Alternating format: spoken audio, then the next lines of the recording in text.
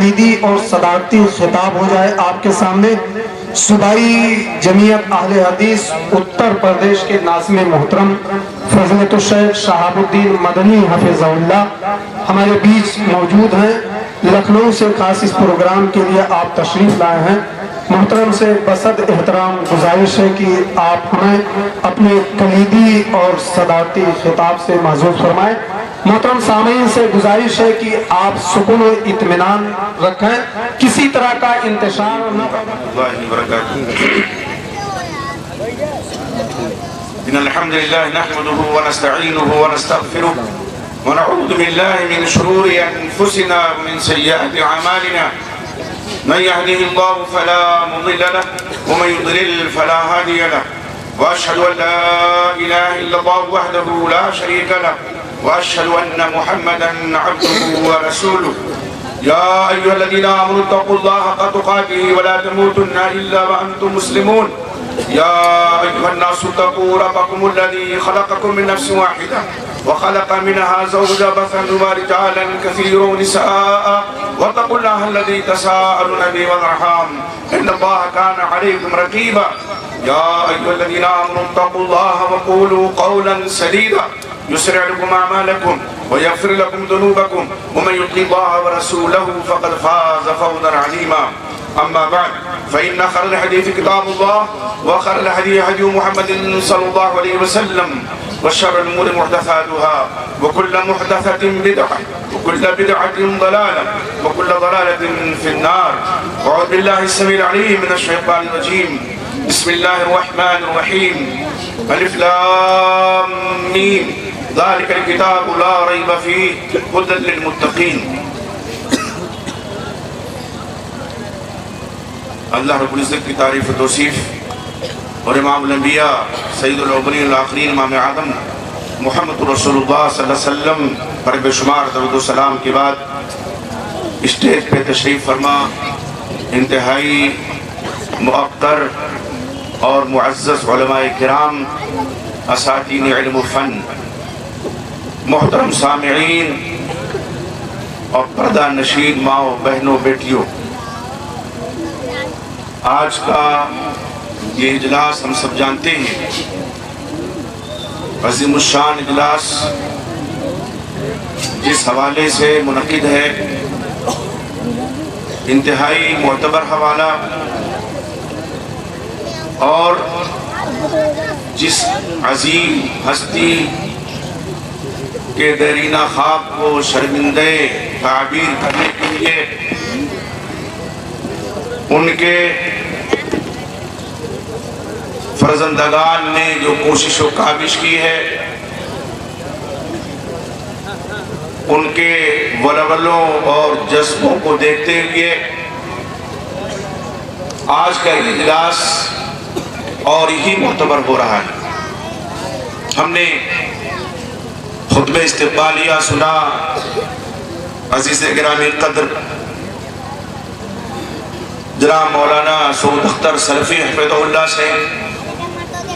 وہ خطبہ استقبالیہ تو اپنی جگہ پہ تھا ہی، لیکن ایک وہ جذبہ فراوہ تھا، والد گرامی سے الفت و لگاؤ کا ایک ایسا احساس تھا جس نے الفاظ کا جامہ پہنا ہوا تھا۔ ذکر ہو اس ہستی کا جو میرے دل کے بہت قریب آج بھی ہے، اور آنکھیں اشبار نہ ہو یہ ممکن نہیں ہے۔ یہ معہد الفرقان لتحفیظ القرآن، ان کے حسین خوابوں کی بہترین تعبیر انشاءاللہ ہمارے سامنے مستقبل قریب میں ہم دیکھیں گے اپنے سر کی آنکھوں سے، کھلی ہوئی آنکھوں سے، اور اللہ سے دعا کرتے ہیں کہ اللہ ہماری زندگیوں میں وہ دل لائے کہ ان کے جو فرزند ہیں جتنے بھی اس میں کوشش و کاوش کر رہے ہیں، ہم ان کی محنتوں کو برابر ہوتا ہوا دیکھیں۔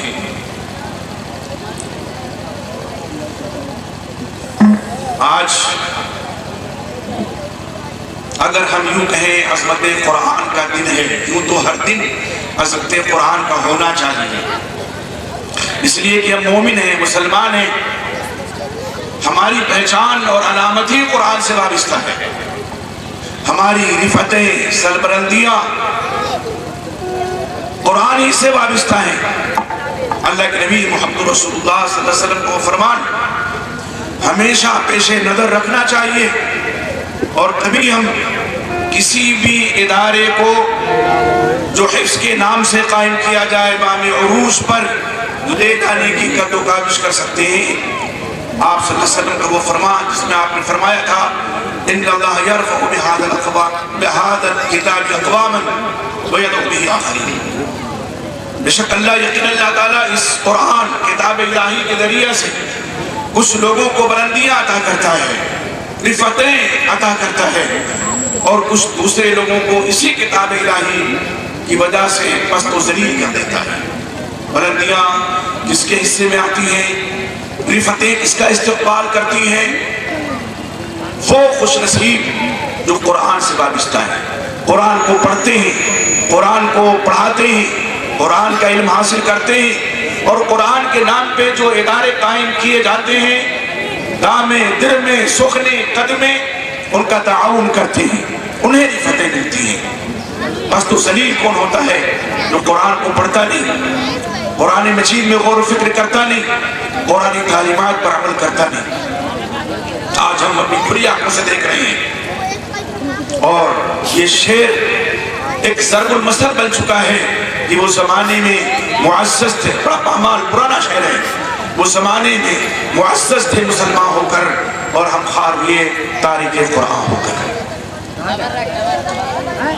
معہد الفرقان ہو، مرکز تحفظ القرآن ہو، معہد ابن ابی بن کعب ہو، یا اور بھی جن ناموں سے قرآن کے حوالے سے ادارے قائم کیے جاتے ہیں، ہماری آپ کی سب کی ذمہ داری بنتی ہے کہ اس کی ترقی کے لیے ہم کوشش کریں، کاوش کریں، جو بن پڑے وہ کریں۔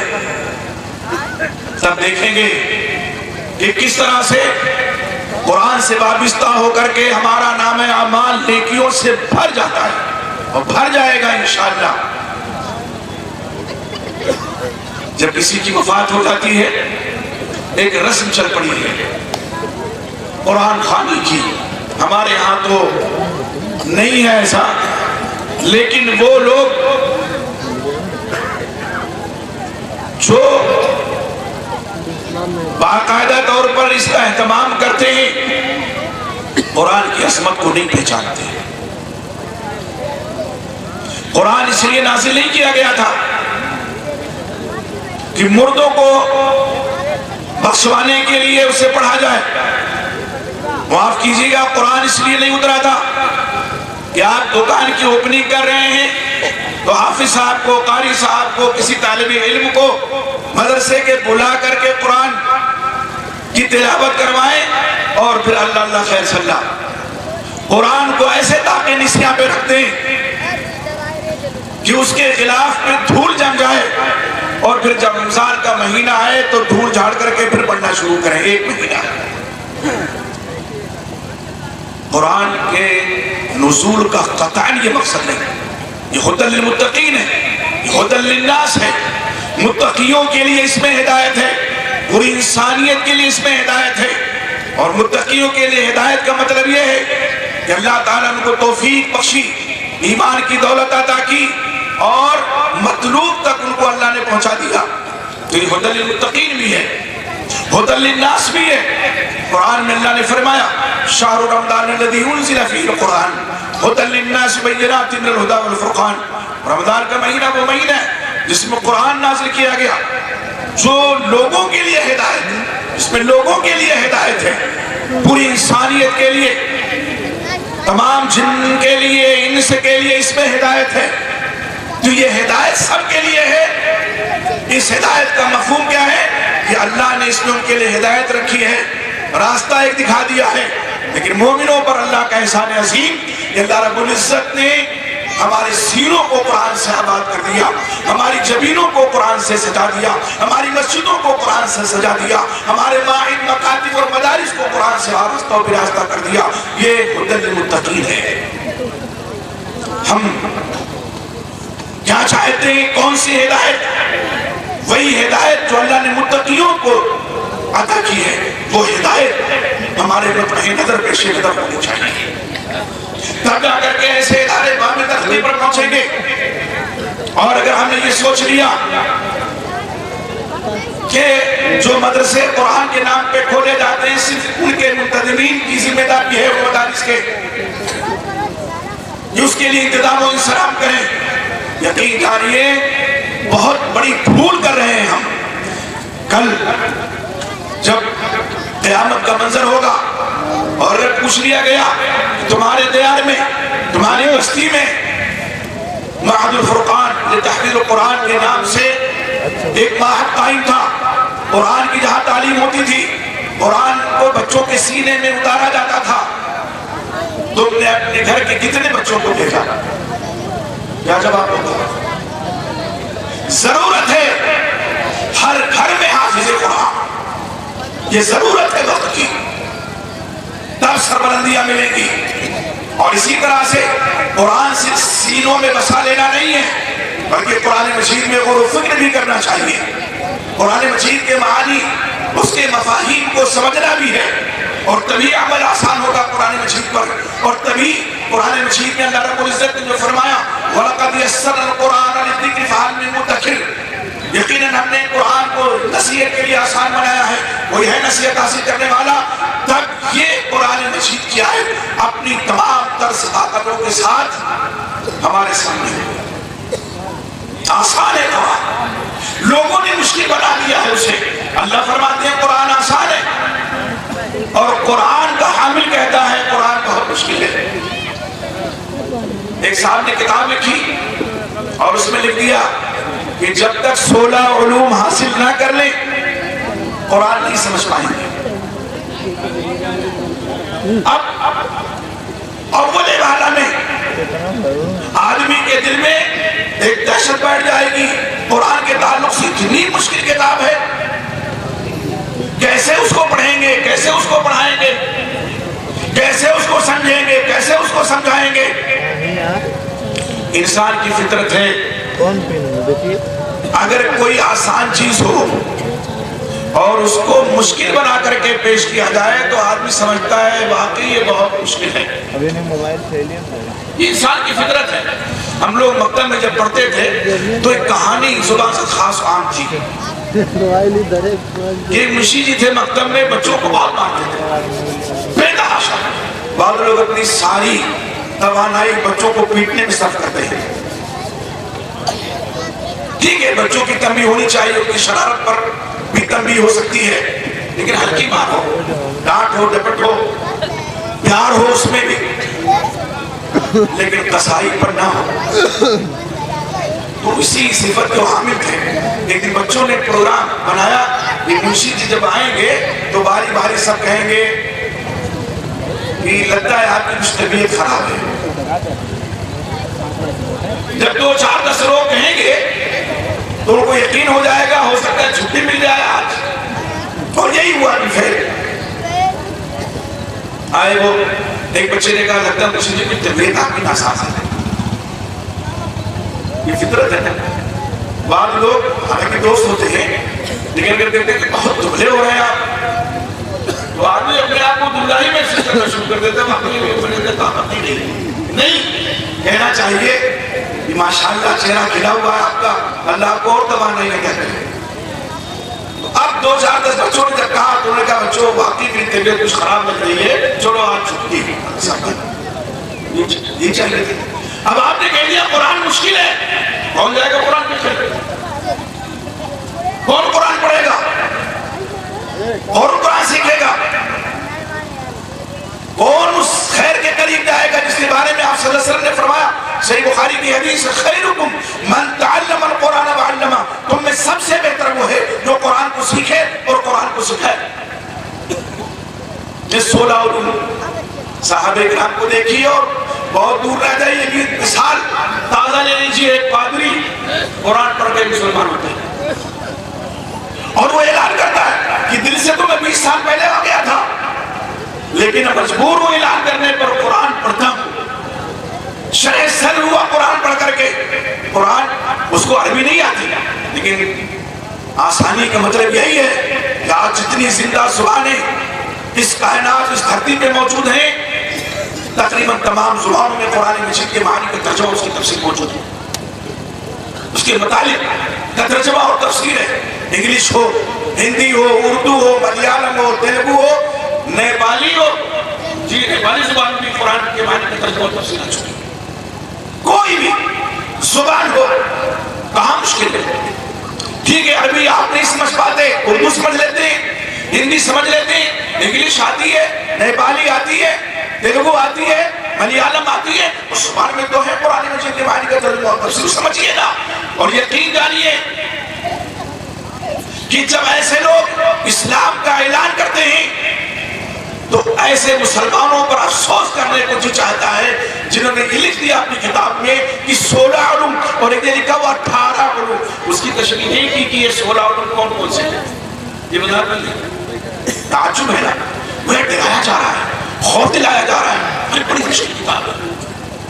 کیسے تم سمجھو گے اس کو تاکہ ہماری اجارہ داری مسلمانوں پر قائم رہے. فاتحہ پڑھوانا ہو تو ہم سے پڑھوائیں، مردوں کو بخشوانا ہو تو ہم سے بخشوائیں. ہماری سری جمعیت فیض آباد کے ماسٹر صاحب تھے، اللہ غنی رحمت کرے ان کو، نئے حدیث تھے، بڑی محنت وہ کرتے تھے. ماسٹر محمد ریاض صاحب رحمہ اللہ، ان کا انتقال ہوا. لکھنؤ سے میں پہنچا، کوشش میری ہوتی ہے کہ اگر ایسے لوگوں کی وفات ہو تو وہاں پہنچا. ہمت افزائی پوری ہوتی ہے ان کی اولاد کی، احفاد کی اور جو گھر کے افراد ہیں. جنازہ ظہر کے بعد تھا. ایک مسجد میں ہم لوگ ان کے محلے کی مسجد کی ظاہر ہے کہ وہ اہل الحدیث ہوئے تھے، ان کے گھر کے لوگ تھے، بقیہ کو سب پورا نام صحیح تھا. امام صاحب نے اعلان کیا، کہا ماسٹر صاحب کی وفات ہو چکی ہے تو نماز کے بعد آپ لوگ 3 دفعہ سورہ اخلاص پڑھ لیجئے تاکہ پورا قرآن ماسٹر صاحب کو بخش دیا جائے. وہ جو حدیث ہے آپ صلی اللہ علیہ وسلم، سورہ اخلاص کو آپ نے فرمایا کہ سورہ سے قرآن کے برابر ہے. اس کا مفہوم تک نہیں سمجھ رہے. وہ یہ سمجھے 3 دفعہ اگر سورہ اخلاص. میں سوچتا تھا، پہلے پڑھتا تھا اور سنتا بھی تھا کہ لوگوں کے پاس، جب پیروں کے پاس لوگ جاتے تھے، مولویوں کے پاس جاتے تھے کہ والد صاحب کی وفات ہو گئی، دادا محترم کا انتقال ہو گیا، قرآن خوانی کروانی ہے، تو کہتے تھے کہ چلو ٹھیک ہے میرے پاس کچھ نصاب ہے تو میں بخش دیتا ہوں تمہارے دادا کو، تمہارے والد کو. حقیقت ہے اس دن سمجھ میں آیا کہ وہ نصاب کیا ہے، ایک سورت ہے، 3 دفعہ پورا قرآن. تعجب ہوتا ہے قرآن کے ساتھ یہ استہزاء ہے، قرآن کے ساتھ یہ مذاق ہے. قرآن حامل قرآن کے ساتھ کیا برتاؤ کر رہا ہے. ابھی سوچا ہے میرے بھائی، قرآن اس لیے نہیں اترا تھا کہ مردوں کو بخشوایا جائے. نزول قرآن کا مقصد جو ہے وہ اگر ہم سمجھ جائیں، یقین جانیے کوئی بھی شخص یہاں سے اٹھنے سے پہلے یہ اعلان ضرور کرے گا، یہ ماہد الفرقان جس کا سنگ بنیاد رکھا جا چکا ہے اور جس کا کام 1 سال قبل آ چکا ہے عمل میں، ہم اس کی مدد کریں گے، اس کو تعاون دیں گے، جو بھی ہو سکے گا ہم کریں گے. ہر آدمی آپ صلی اللہ علیہ وسلم نے فرمایا کہ خیر کی طرف رہنمائی کرنے والا ایسے ہے جیسے اس نے خیر کا کام خود کیا. یہ خیر اور اس سے بڑا خیر کیا ہے؟ اگر ہم نے کچھ بھی، آپ نے کچھ بھی اس میں تعاون کیا ہے، لوگ کہتے ہیں بخش دو، پارے بخش دو، قرآن بخش دو، فلاں کی وفات ہو گئی ہے. اس کی ضرورت پیش نہیں آئے گی. آٹومیٹک ہمارے آپ کے نام اعمال میں نیکیاں درج ہوتی جائیں گی. ہم مر بھی جائیں اور جب تک قیامت کے دن کھڑے ہوں گے، اللہ کرے جتنے ہم لوگ یہاں موجود ہیں سب کے دانے ہاتھ میں نام اعمال ملے. ایسی نیکیاں درج ہوں گی جن نیکیوں کو ہم سمجھ نہیں پا رہے ہوں گے کہ اپنی زندگی میں کی بھی ایک نیکی ہے، دوسرے لوگوں کی نیکیاں مل رہی ہیں. آپ دیکھیں قرآن مجید کی تعلیم کا بندوبست انتظام کسی مدرسے کے قیام کے ذریعے ہوا. آپ نے اپنے بچے کو قرآن پڑھنے کے لیے یہاں بھیجا، قرآن حفظ کرنے کے لیے بھیجا، تو بچہ آپ کا جب قرآن مجید کی تلاوت کرے گا آٹومیٹک آپ صلی اللہ علیہ وسلم کے فرمان کی روشنی میں آپ کے نامہ اعمال میں نیکیاں درج ہوتی رہیں گی آٹومیٹک. آپ موجود ہو ہم موجود ہو یہاں مر جائیں آٹومیٹک. جب جب ہمارا آپ کا بچہ قرآن پڑھے گا آٹومیٹک نیکی ملے گی. کیوں؟ اس لیے کہ ہم نے خیر کے لیے قدم بڑھایا, اپنے بچے کو مسجد بھیجا, مکتب بھیجا, معہد بھیجا, مرکز بھیجا. تو وہ جب جب قرآن پڑھے گا بخشنے بخشوانے کی ضرورت پیش نہیں ہے. اور اللہ رب العزت کے کرم, اس کی یہ نوازش اور یہ نیکیاں ایسے ہی نہیں محدود رہیں گی. یہ سلسلہ قیامت کی صبح تک چلتا رہے گا, قیامت کی صبح تک. یہاں سے جو بچے نکل کے جائیں گے وہ کہیں پڑھائیں گے تو یہاں کے منتظمین کو, چندہ دینے والوں کو, مدرسہ قائم کرنے والوں کو نیکیاں ملتی رہیں گی. اور پھر وہ سلسلہ آگے جس طرح بڑھتا رہے گا, تمام لوگوں کی نیکیاں پہلے آدمی کے کھاتے میں لکھی جائیں گی. آج لوگوں نے بیع و شراء کے نام پر ایک کیا ہے نیٹ سسٹم چالو کر دیا ہے جو جائز نہیں ہے. علماء جانتے ہیں حرام ہے کہ ایک آدمی نے, کمپنیاں ہوتی ہیں وہ اپنا پروڈکٹ آگے بڑھانے کے لیے اور خوب کروڑوں اربوں میں کھیلنے کے لیے وہ اس طرح دھانسے دیتی ہیں کہ آپ نے اگر 10 لوگوں کو جوڑ دیا تو 10 لوگوں کا جو بینیفٹ ہوگا 2% آپ کو ملے گا. انہوں نے 10 کو جوڑا, انہوں نے 10 کو جوڑا, 100 آدمیوں کو 1000 کے آخری سرے پر جو شخص پہنچا ہے اس کی جو انکم ہے اس میں سے بھی پہلے شخص کو 2% ملے گا. یہ ناجائز ہے, حرام ہے, یہ درست نہیں. ہم نے کوئی محنت نہیں کی ہے, لیکن تعلیم قرآن وہ محنت ہے. اور اللہ کے نبی محمد رسول اللہ صلی اللہ علیہ وسلم اس کے بارے میں فرمایا کہ خیر کی طرف رہنمائی کرنے والا ایسے جیسے اس نے خیر کا کام خود کیا ہے, قیامت کی صبح تک یہ نہیں کیا جاتا ہے. کوئی سیما ہے, کوئی حد بندی ہے نہیں. آپ صلی اللہ علیہ وسلم فرماتے ہیں الماہر بالقرآن مع الصفوة الکرام البررہ. قرآن کا جو ماہر ہے تجوید کے ساتھ قرآن پڑھتا ہے, حروف کی رعایت کرتا ہے, مخارج کی رعایت کرتا ہے, نیکوکار فرشتوں کے ساتھ ہوگا. آگے ارشاد عالی ہے والذی یقرأ وهو يتتعتع وهو عليه شاق. اور جو شخص قرآن پڑھتا ہے اٹک اٹک کے پڑھتا ہے, قرآن کا پڑھنا اس کے اوپر دشوار ہے پھر بھی پڑھتا ہے, آپ فرماتے ہیں فَلَهُ أَجْرَانِ, اس کو ڈبل اجر ملے گا. یہ قرآن ہے, ڈبل اجر. بہت ماہر نہیں ہے لیکن ڈبل اجر کا. کیوں؟ اس لیے کہ ایک تو اس نے قرآن کی تلاوت کی اور دوسرے اس نے کیا کیا, مشقت اٹھائی قرآن پڑھنے میں. اٹک اٹک کے قرآن پڑھ رہا ہے. بہت زمانہ نہیں گزرا, ہم لوگوں نے اپنے بچپن میں سنا, گلیوں سے گزرتے تھے, محلوں سے گزرتے تھے, بڑے بوڑھے کیا کرتے تھے, قرآن مجید اٹک اٹک کے پڑھتے تھے. ہماری مائیں بہنیں آج بھی بعض گھروں میں آپ کو ملیں گی جو قرآن مجید کو پہلے ہجے میں پڑھتی ہیں پھر روانی میں پڑھتی ہیں. الحمد للہ رب العالمین. اٹک اٹک اللہ کا فضل اور احسان دیکھیے, اس کی کرم گستری دیکھیے, کرم نوازی دیکھیے کہ اللہ رب العزت محروم نہیں کرتا ایسی خاتون کو, ایسے مرد کو جو اٹک اٹک کے پڑھے اور دشوار ہو قرآن کا پڑھنا. آپ فرماتے ہیں ڈبل اجر ملتا ہے اس شخص کو. وہ قرآن وہ عظیم کتاب ہے جو اللہ رب العزت نے ہماری ہدایت کے لیے آپ کی ہدایت کی نظر. آسمانی کتابیں بہت سی آئیں, بعض کا ذکر ملتا ہے قرآن مجید میں, اور 4 تو بہت مشہور ہے قرآن کو لے کر کے. صحف ابراہیم, صحف موسیٰ کا بھی ذکر ملتا ہے قرآن میں, لیکن اللہ رب العزت نے جو عظمت عطا کی قرآن کو اور حامل قرآن کو, وہ کسی کے حصے میں نہیں آئی. قرآن آیا, ساری آسمانی کتابیں منسوخ ہو گئی. یہ ہمارے لیے احساس ہے, یہ ہمارے لیے شرف کی بات ہے, عزت و وقار کی بات ہے. تو جس قرآن سے ہماری فتح وابستہ ہوں, ہماری عزتیں وابستہ ہوں, ہماری سربلندیاں وابستہ ہوں, اس قرآن سے ہم دور ہو جائیں, اپنے بچوں کو دور کر دیں, کتنی بڑی نصیبی ہے. آپ انگریزی کا علم حاصل کیجئے نا, اپنے بچوں کو پڑھائیے نا. منع کس نے کیا؟ ہیرا پبلک اسکول تو کھلا ہوا ہے, آپ بھیجئے, لیکن قرآن سے غافل کر کے نہیں, قطعاً نہیں. قرآن کا علم ضروری ہے. اور ابھی ہم نے دیکھا 2022 گزرا ہے, 1200 بچوں نے کوالیفائی کیا تھا نیٹ میں، اس میں بہت سے حفاظ قرآن تھے، جی حفاظ قرآن تھے۔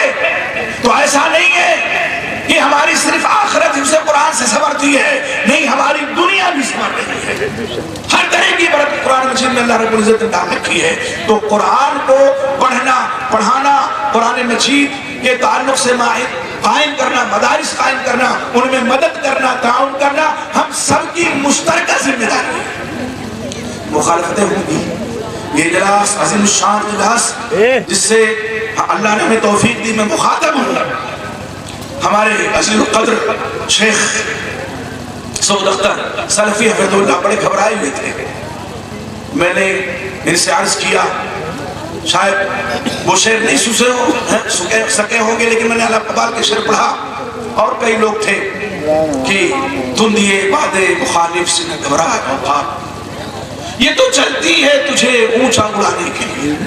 باد مخالف سے کبھی نہیں گھبرانا چاہیے، مخالفتوں کو کبھی خاطر میں نہیں لانا چاہیے۔ اور جو لوگ مخالفت کرتے ہیں دینی مجالس کی، دینی پروگراموں کی، کسی بھی دائرے سے، ان کے اس عمل کو محمود اور پسندیدہ کبھی نہیں کہا جا سکتا ہے۔ اور آج ہم دیکھ رہے ہیں آپ کے نورانی چہرے، یہ عظیم الشان علماء کا اجتماع یہاں اسٹیج پہ، معتبر علماء، وہ علماء جن کا باقاعدہ حوالہ دیا جاتا ہے دینی پروگرام کے تعلق سے، ان میں مؤلف ہیں، مصنف ہیں، ان میں وہ لوگ ہیں جو کوہنا مشق مدرس ہیں، اور جن کے سامنے بچے زاویہ تلمس لے کر کے اپنی قسمت کو اللہ کے فضل و کرم سے چلتے ہیں۔ آپ دیکھیں وہ اساتذہ کو فراہم کرتا ہے، آپ کے لیے خوش بختی اور خوش نصیبی کی بات ہے، آپ کے لیے شرف و عزت کی بات ہے۔ اس معہد کا قیام اس عطری بازار کے لوگوں کے لیے یقیناً باعث اعزاز ہے۔ ہم لوگ تقریر کر کے چلے جائیں گے، ہاں تعلق خاطر ہے، کچھ تعلق ضرور رہے گا، لیکن اٹھنا بیٹھنا آپ ہی کے ساتھ اس معہد کے ذمہ داروں کا ہوگا۔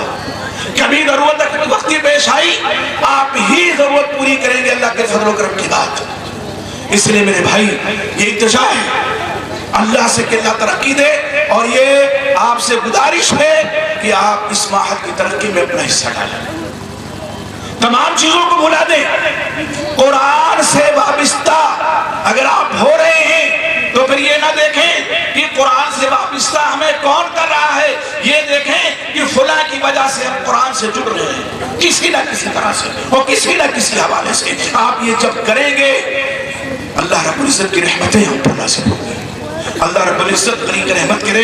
میرے ہمدرد دیرینہ بزرگ شیخ جناب مولانا عبدالمنان سلفی رحمہ اللہ رحمت الواسع، اللہ ان کی قبر پر رحمت کی برکھا نازل فرمائے۔ دیرینہ خواب ان کا شرمندہ تعبیر ہو رہا ہے۔ یقین جانیے ہم لوگ جب آپس میں بیٹھتے تھے تو تعلیم ہی کی بات ہوتی تھی، قوم ہی کی بات، اور میں آپ سے عرض کروں کہ اگر کوئی وجہ تھی ہماری دوستی کی تو وہ علم ہی وجہ تھی، وہ ایک دوسرے کی عزت، ایک دوسرے کا احترام سبب بنی۔ اور یہ معہد الفرقان لتحفیظ القرآن الکریم، یہ جو نام ہے ہم لوگوں کا مشترکہ نام دیا ہوا ہے، اس نام سے میں نے بھی ایک ادارہ قائم کیا ہوا ہے۔ آپ نے زیارت کی ہے، سعود اختر صاحب سے پوچھئے، تو ہمارے دوست نے کہا اسی نام سے ہم بھی ادارہ قائم کریں گے، معہد الفرقان لتحفیظ القرآن۔ یہ اس طرح سے ہماری سوچ ایک تھی، ہم اپنی توانائیوں ان کی زندگی میں، آج میں اپنے آپ کو واقعی بہت ہی کمزور محسوس کرتا ہوں۔ یقین جانیے وہ شب و روز یاد آتے ہیں، وہ لکھنؤ میں ہمت افزائی آپ کی یاد آتی ہے۔ 2003 میں نے قدم رکھا، مخالفتوں کا ایک طوفان اٹھا تھا، مسجدوں میں دروس قرآن، دروس حدیث لوگوں نے بند کروائے۔ ابتدا میں تو برداشت کر لیا کہ شافعی ہیں اور شافعی بھی حق پر ہوتے ہیں، لیکن جیسے پتا چلا کہ یہ حدیث ہے، دروازے بند، انگلی پکڑ کر کے نکالا گیا، حملہ کیا گیا، گھر پہ گاڑی توڑی گئی۔ اگر اللہ کے فضل و کرم کے بعد کسی نے ہمت دی ہمیں، تو ہمارے اس دیرینہ دوست نے کہا ہمت مت ہارنا۔ ہم نے پروگرام کیا آپسی بھائی چارہ کے عنوان سے، وہ دن ہے، آج کا دن ہے، وہ توانائیاں اللہ کے فضل کے بعد جو ہمارے دوست سے ہمیں ملی تھی، آج بھی اس کا اثر برقرار ہے. اب کسی کے اندر ہمت نہیں ہے کہ وہ مخالف. کوئی مسجد آپ کو ایسی نہیں ملے گی جہاں آپ کو 2-4 اہل حدیث نمازی نہ مل جائے. اللہ کے فضل و کرم سے 20 مساجد میں قیام ہو چکا ہے, مضافات میں مساجد قائم ہو چکی ہیں. یہ اللہ کا فضل ہے. آپ بڑھائیے تو قدم, اور یہ قدم ان لوگوں نے اٹھایا ہے. میری دلی دعا ہے کہ یہ جو ابھی سنگ بنیاد رکھا گیا ہے, اثر کے بعد سنگ میل بن جائے, میل کا پتھر بن جائے, اور یہاں سے روشنی پھوٹے علم کی, قرآن کی, کتاب و سنت کی. وہ ادارہ, یہ سرزمین صرف تحفیظ قرآن کے لیے نہیں بلکہ قرآن کے علوم معارف کا مرکز بنے. اللہ سے دعا ہے اور ہم سب نے دعا کریں. اللہ رب العزت نے ہمیں آپ کو توفیق بخشی ہے کہ ہم اس عظیم شان مجلس میں, اس اجلاس میں اکٹھا ہیں. رحمت کی برکھا نازل ہو رہی ہے, رحمت کے فرشتے صاحبان بن چکے ہیں. گھبرائے ہوئے ہم سب تھے, اور جب دل سے دعا نکلتی ہے تو اثر لگتی ہے. موسم ایسا تھا کہ دل میں دھکڑ پکڑ مچی تھی, کیا ہوگا آخر کیا ہوگا. میں نے کہا گھبرائیے نہیں, دعا کیجئے, اللہ کا فضل و کرم ہوگا. دیکھیے موسم اللہ نے کتنا خوشگوار بنایا, یہ اللہ کا فضل, میں اللہ کا فضل ہے. اب تو ہم لوگوں کو اپنی مخالفتیں بند کر دینا چاہیے. آپ اگر مخالفت کرتے ہیں اور اللہ کی نصرت آ جاتی ہے, تو اگر میں یہ کہوں کہ آپ کی مخالفت اللہ کی نصرت کے آگے بونی ہے, یہ بہت چھوٹی بات ہوگی. اللہ کی نصرت اگر آ جائے اور کسی کو اللہ کی تائید مل جائے, دنیا جہان کی ساری مخالفتیں ہوا منصورہ ہو جائیں گی. اور یہ جو فضا لوگ بنانے کی کوشش کرتے ہیں مخالفتوں کی, یقین جانیے اللہ کے فضل و کرم سے یہ ساری مخالفتیں دھول کی مانند اڑ جائیں گی. کوئی حیثیت بھی نہیں اور نہ کبھی ہوئی ہے. تو میری آپ سے گزارش ہے کہ ان بچوں نے جو قدم بڑھایا ہے, آپ ان کے دست و بازو بنے, آپ ان کے دست و بازو بنے. آپ دیکھیے لوگ آپ پرش کریں گے, اور کل قیامت کے دن آپ کا نام اعمال نیکیوں سے انشاءاللہ بھرا ہوا ہوگا. وہ قرآن کی نیکیاں, وہ خیر ہوگا جس خیر کی داغ پہ آج ڈالی گئی, اور جس خیر میں آپ نے حصہ ڈالا اپنا, کچھ بھی آپ نے دیا. کوئی آدمی سمجھتا ہے کہ میں تو 100 روپیہ دینے کے قائل ہوں. کہاں 100 روپیہ میرے بھائی, وہ 100 روپیہ 1 لاکھ روپے سے بڑھ کر ہے اگر وہ 1 لاکھ روپیہ خلوص نیت کے ساتھ نہیں کیا گیا ہے. وہ 100 روپیہ, وہ 10 اور 5 روپیہ اگر للہیت اور خلوص کے ساتھ آپ نے اس کار خیر میں خرچ کیا ہے, لاکھوں کروڑ روپے سے بدل جائے. ہم اور آپ تصور بھی نہیں کر سکتے کہ اللہ رب العزت ان نیکیوں کو کس طرح بڑھاتا ہے. آپ صلی اللہ علیہ وسلم نے کوئی مثال دی کہ جیسے تم میں کا کوئی شخص اپنے بچڑے کو چھوٹے سے بڑا کرتا ہے, ایسے اللہ تعالیٰ صدقے کو, خیرات کو بڑا کرتے ہیں. میرے بھائی, آپ اس ادارے کو ترقی نہیں دیں گے کبھی پیچھے نہ آئے.